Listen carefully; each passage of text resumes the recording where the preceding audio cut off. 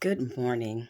My name is Tiffany, and I am an alumni of UNC Chapel Hill, class of 2005. Shout out to the anthropology department and communications department, where I received double major degrees in those fields.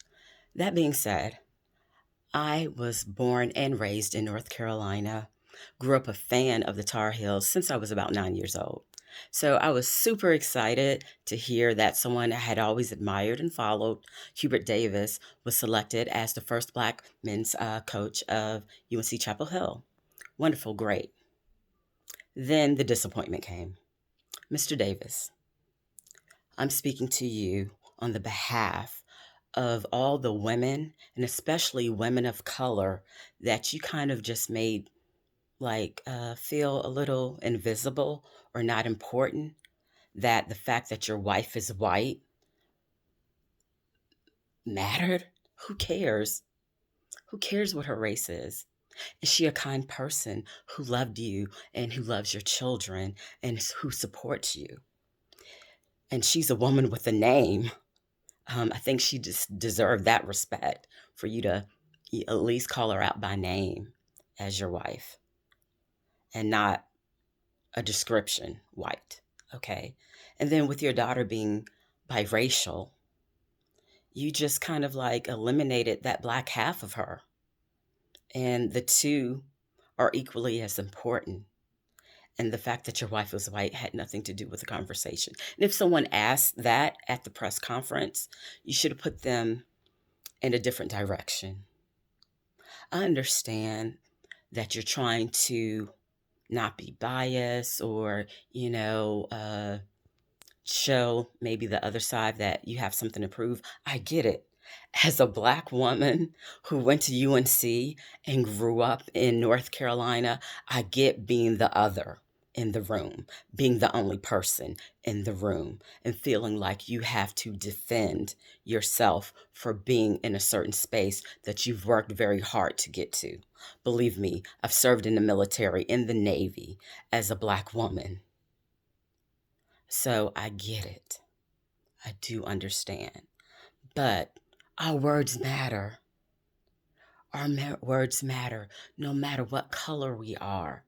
And you hurt and disappointed me and a lot of other people because by you pointing out the color of your wife kind of made me feel like, does he not like Black women?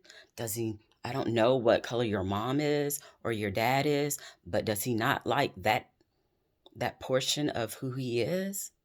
Because that's how it sounded. It may not have been your intent, because I'm really not trying to judge you at all. And I'm sure that was not your intent. You seem to be a very loving and kind person, but we have to be careful what we say and how we say it, and amongst who we say it. Okay? I'm sure you've probably been getting a lot of backlash from others. Maybe before they even knew who you were, they saw pictures of your family and made lots of assumptions.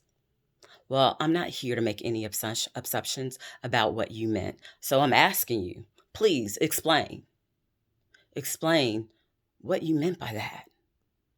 That's all I want to know because I don't understand. And believe me, I have a degree in human behavior, a master's, let's make that clear, and a master's in marriage and family therapy. So I'm all about people, relationships, and understanding. And as you're a Christian, I'm a Buddhist. And so we both are on that path of loving, kind, and compassion. And so those words, they really didn't have, they weren't very compassionate to the whole person that you are, to the person that you've presented yourself to be all this time. I don't care who you love. I'm just glad you love. Because to me, love has no color. It's all about your actions and your words and your deeds. So please hit a sister up or write a comment. I don't know. But I hope if anybody who's watching this knows Mr. Davis, please, please reach out to him. love, peace, understanding, protection for you and yours, your family. I wish you all the best, all the success. I will always be your cheerleader, but I hope that we can maybe have a conversation about this one of these days. Hit a sister up. Love you. Love you, UNC. Love you, North Carolina. Go Tar Heels. You see I got my room. Yep. Every day I wake up to this. Thank you, universe. Bye.